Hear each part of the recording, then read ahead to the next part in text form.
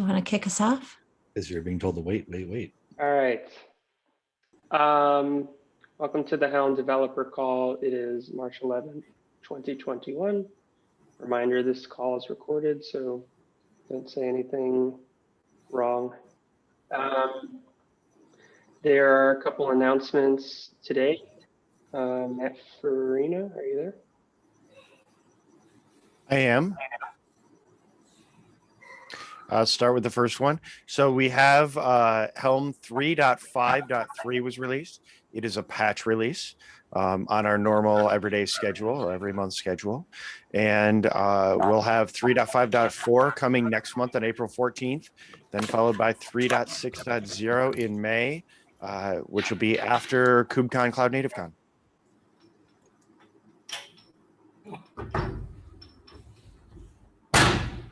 I think the next one announcement's Bridget. Yeah, absolutely. I wanted to let folks know that if they were wondering or if they saw some of those maintainer list emails about get.helm.sh and the renewal for it, we did take care of that. Azure funding has been extended for it to cover another year. So no more worries in that regard. And I'll pass the baton to Butcher because I think he probably has some reminders for us about the upcoming Community Day.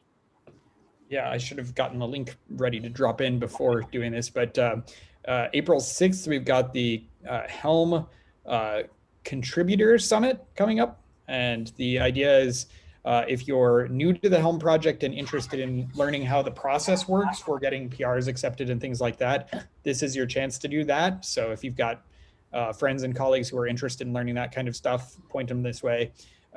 Or if you are interested in really understanding core maintainership from the inside and testing the waters for whether that's something you'd like to do, particularly the second half of the day, but really the whole thing is really tailored more toward understanding what the full process is for that kind of stuff. So should be good. It's a fairly compact program and a whole bunch of the core maintainers are talking, so you'll get a lot of insider knowledge on stuff like that.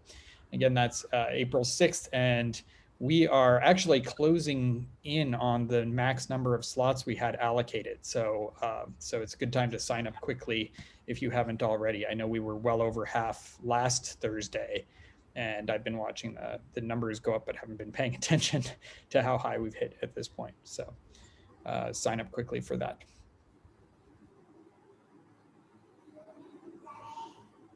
All right. Bridget, next with KubeCon. Right. So I dropped a couple of links in the notes about the KubeCon sessions. Maybe Scott Rigby can tell us a little bit about his. The maintainership one is going to be how to become a maintainer. Should be exciting.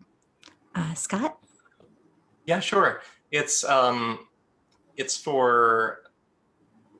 targeted to Helm users who are interested in Flux or using Flux. So it's I guess actually, as of just not too long ago, Flux became an incubation project in CNCF, so I can say that without letting the cat out of the bag. So that's cool. In any case, Flux 2 is kind of different in many respects to Flux 1, and so it's really going to focus on that, and mainly for Helm only users, because there's always been a strong relationship between Flux and Helm, at least from the Flux side. They're a very high user of Helm's SDK and a visible one. So I'm just going to be talking about that and helping people understand what they can get out of those together. Awesome. And then the one other KubeCon related item is Karen Chu is working on getting the office hours and Project Pavilion signups going. So we will have that information shortly. Oh, Back Bridget, to you, sorry. CNCF Helm. What was that, Scott? One more super quick thing that I should have said before passing the baton is that I'll be co-presenting with Kingdon Barrett, who's a longtime Helm user too. Super awesome. All right, back to you, Josh. All right, now back to Matt Farina on the security audit. Do we have enough announcements today? End of last year, we had Helm's second security audit, and all the things came in, but the documents didn't really come to us till right before the holidays. And then after the holidays, we came out. We didn't come right out and announce it, but we had the second security audit, and last Friday is when the blog post, or was it Thursday? The blog post went out saying, hey, there was an audit. This one also includes threat analysis. So if you're wondering how Helm sits in with everything else going on in your network, that's included in there as well as a second document. It's all in the community repo, but the blog post points you to everything.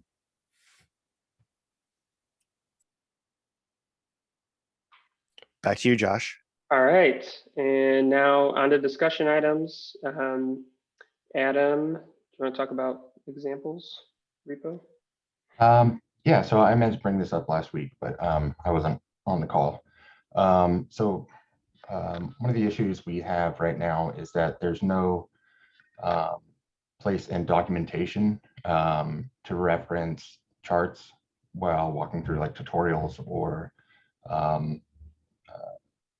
when giving demos or workshops. Right now, we link to live charts in live repos that are changing. So the purpose of creating this repo was to have a place for hello world type charts that could be referenced in documentation and have something persisted and not worry about whoever is hosting the chart making changes and then breaking documentation or breaking old demos. So I created a straw man with a hello world in there. Now it's just a matter of switching over docs that we have. So if anybody wants to help out with that, you're more than welcome. And it's at Helm, GitHub Helm examples.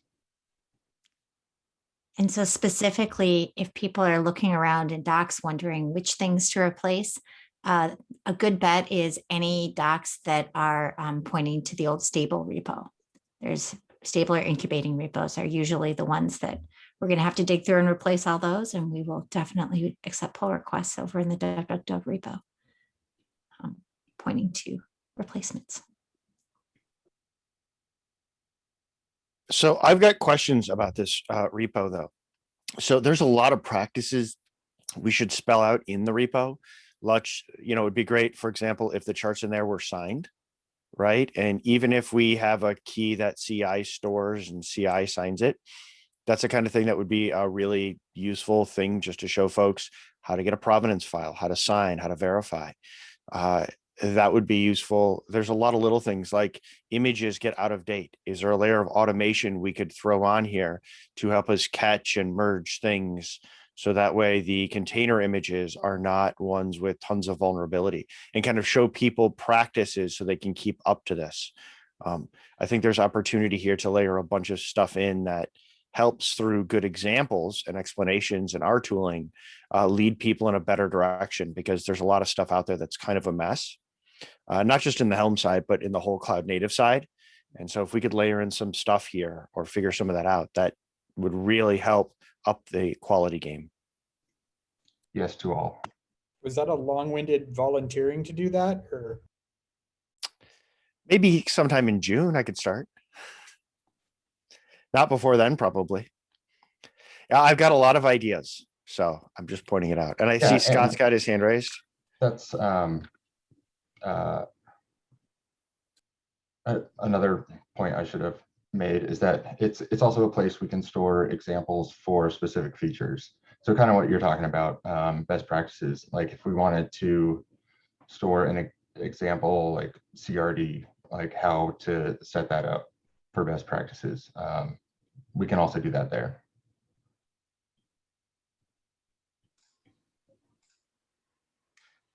Cool. Scott, do you have something to... Yeah, thanks, Josh, and everyone. So yes to Karina's question. That's also a volunteer to pitch in and help. I think it makes sense for people who are part of the charts team to help out with this. Like, thanks, Matt. I have some ideas as well, probably a lot of the same ideas. But I just want to note that we have some some versions of things sort of like that are features primarily for testing in the chart testing project. They're set up in specific ways to help with that, both for API v1 and API v2 charts. So maybe we can just do a little brainstorm about what would be best, Adam and Matt. Sounds good. Okay. So do we think an issue in the new charts examples repo is the best place for that brainstorm? Yeah, I would think so. For a discussion, maybe. Quick question on, so who are on that repo, who's like the maintainers? Is it just Adam? Well, I set up the straw man, but like whoever wants to help maintain it, you're more than welcome. No, but I mean, like, who has the right access? Is it? Anybody who wants access, let me know. Okay. Okay. All right, Bridget, do you want to talk about the next item? Sure, absolutely. So when I was looking at the get.helm.sh blog post to point to that saying, hey, we renewed the, storage for this, I noticed that when we originally blogged about it, we said we were looking for a way to surface, something more like dev stats. And I'm wondering if we have any further thoughts on that, any progress on it. Is that tabled, or did we decide against it? I'm just curious, like how we surface the stats, if that is something that's feasible and if that's something that's desirable. I'm not sure who has the answer to this question, so I'm asking the room. I have the answer to this because this was something that I was quite optimistic to try and share with the rest of the community.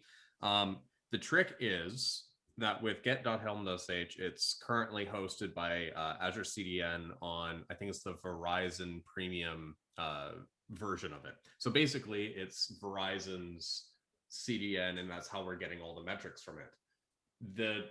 The trick and the problem comes into is how to grab those metrics. And I have not seen any concrete documentation on how to pull out things like how many path hits have happened at certain endpoints or anything of that matter. So I think the only thing that they have at the moment is like a management portal where you could like scrape a web API to figure out where that information is coming from.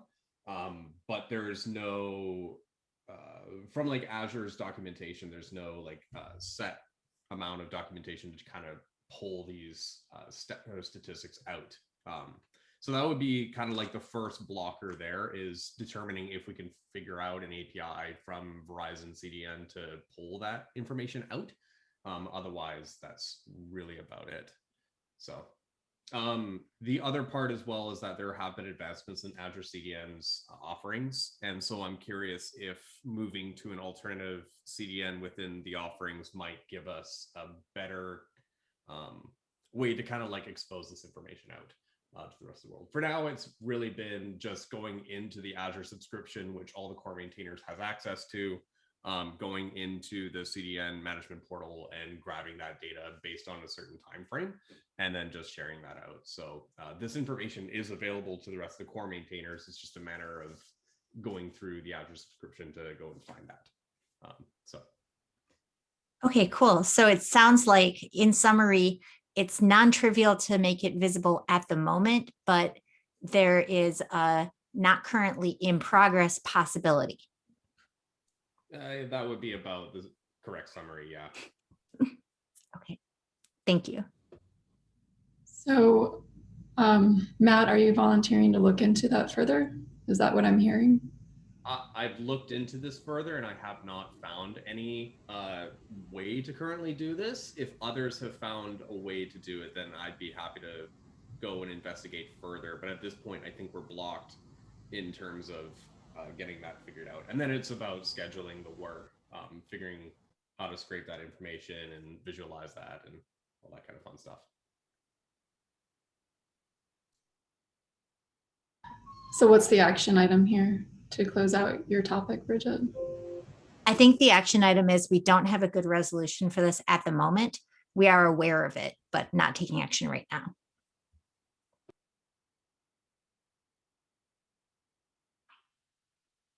All right, Dev Data, you want to talk about Cube Plus? Hey, thanks everyone. Thanks for giving me this opportunity to come here and present. Can I share my screen? CNCF Helm. I am looking into this. You'll have to make him a co-host to give him permission to present, I think. Yeah, under participants. All right, you got it. Great, thanks.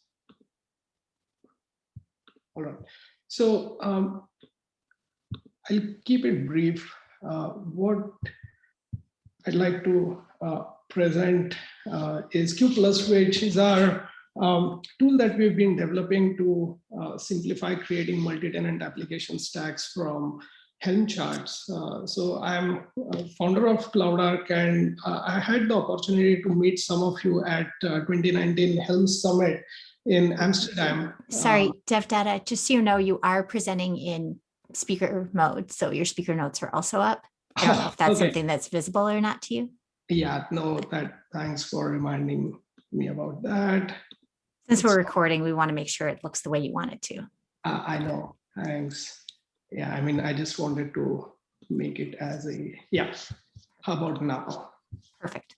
Perfect, thanks. So, I met some of you, and last year, 2019 at the Helm Summit. So happy to connect with you all again. At CloudArk, what we have been helping platform engineering teams at small startups, enterprises is build their Kubernetes platform. So we don't actually help build the cluster itself, but things that happen afterwards. So for example, there are teams who have come to us to help build their Moodle stack as a service. So they have a Moodle Helm chart and they want to create it, deliver it as a service for different tenants.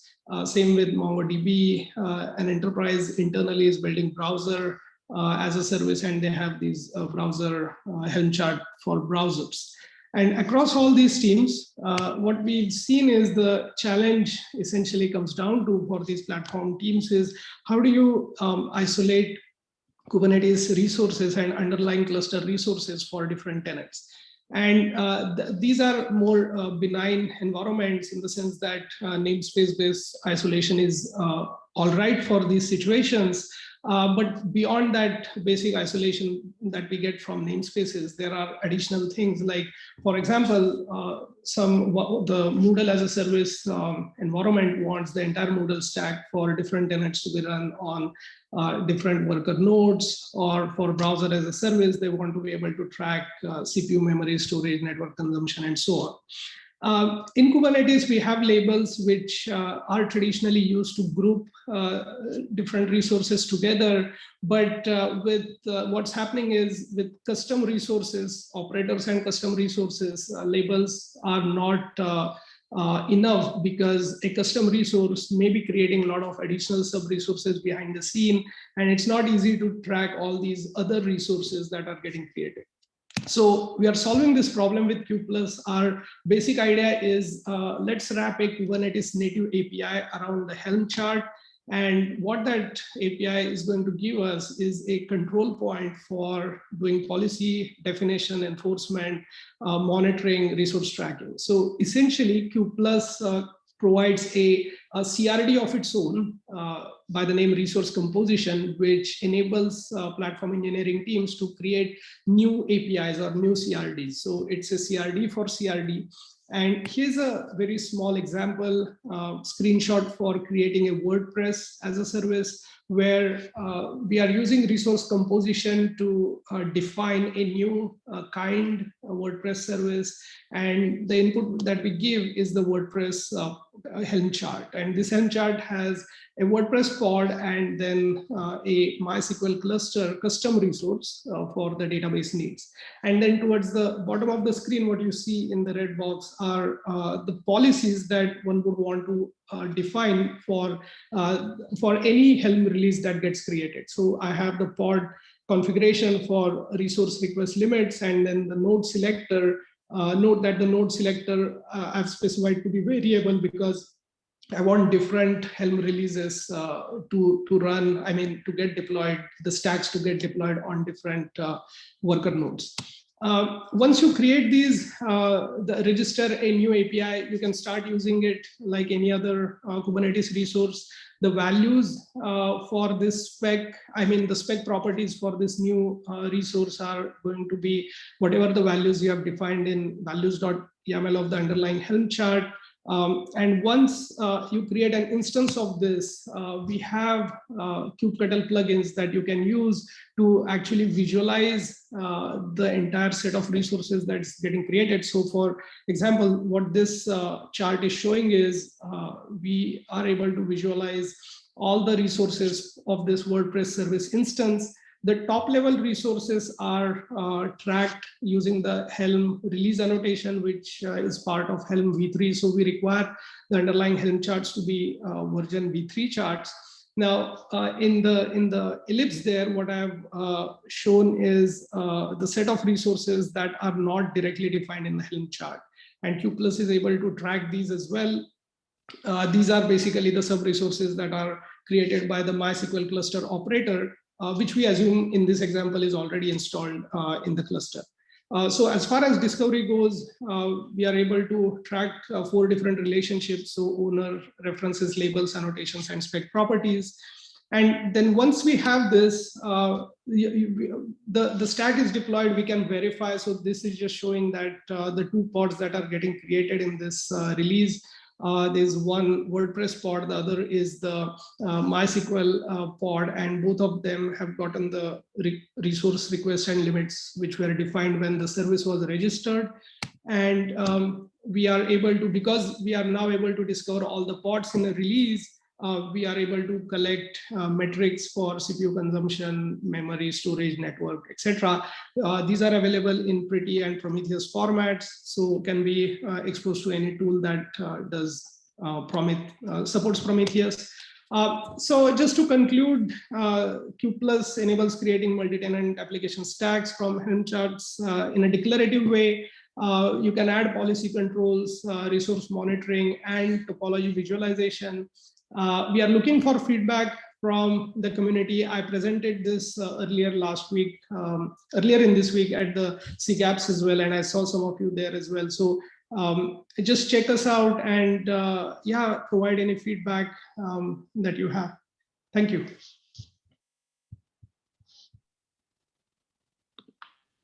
Awesome, thank you. Thank you for sharing that. We are doing really well on time here. Do we have someone for next week for moderator?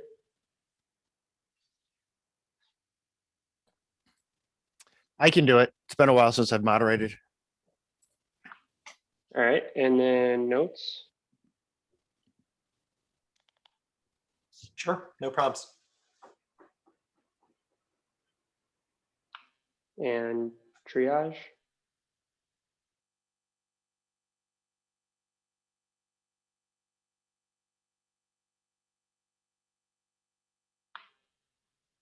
All right, we'll let people write their names there. Was there anything else people want to talk about? We have a few minutes. I could use a brainstorm. So we've got a bunch of customers that still have stuff that's on Helm 2. We've got an upgrade process that automatically does the 2 to 3 migration. But some of their config maps are big enough that they fail to convert because secrets don't hold as much data. Any ideas? So specifically, you're talking about their releases that were config maps in Helm 2 when they get ported to Helm 3 as secrets don't fit. Can you still turn on config map support in Helm 3? Or did we remove that? Yes, you can. It can be opted into. Is it that secrets don't hold as much? Because isn't the limitation in etcd? It's a limitation in Kube API server. What's the size difference? I forget. I want to say it's half as much, but I'm not sure. It's been a while since I've looked, but it is hard coded in Kube API server.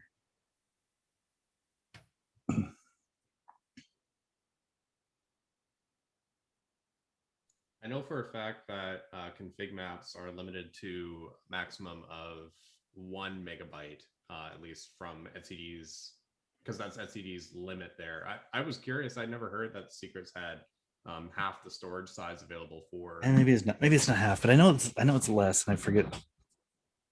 Okay. It's been months since I last looked at it. If you can point to that, that would be fantastic to at least put that in documentation. But yeah, there is a way to change the storage API to be able to use config maps. So if you wanted to migrate over from Helm 2 to Helm 3, and you still had that same storage backend, then you could continue to use that for that use case. But then, and then from there, we can figure out what are the limitations from secrets and if it's but at a high level as well, we've been kind of, if there's anyone who's been working with charts who are exceedingly large in terms of like over 1 megabyte in template data or anything like that, we have been talking about using alternative storage backends. Like there's a MySQL storage backend that someone had introduced to Helm 2, and we ported that over to Helm 3. So that should still be available, but that does not have the same limitations as etcd's key server. So that's another really good option to use.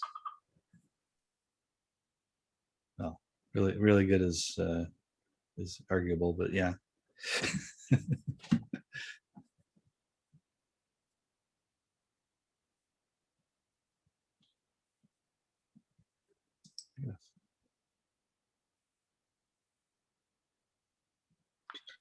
Here would be my question too. Try doing it with secrets instead and see if that it's not the storage size, but something else that's going on in the conversion, such as maybe we're storing more stuff in V3 and there's something putting it over the threshold. It may be something other than the fact that it's a secret instead of a config map. Okay, let me look at that. In the way that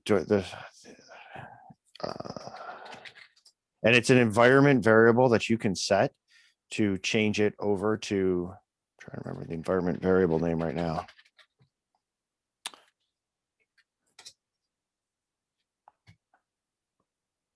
But it is an environment variable that tells you what it's installed as.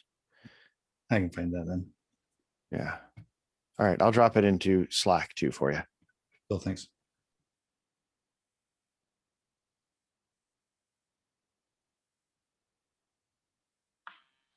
All right. It is end of the call, so hope everyone has a good rest of the week. And is the call on next week? People are out, or are we going to push? The call is on. We just have a bunch of us dedicated on Monday and Tuesday, full day. So we just don't want to have people ignoring issues. Cool. Yeah, I can keep an eye on stuff. All right. Everyone have a good week. We'll see you next week. Bye. Bye.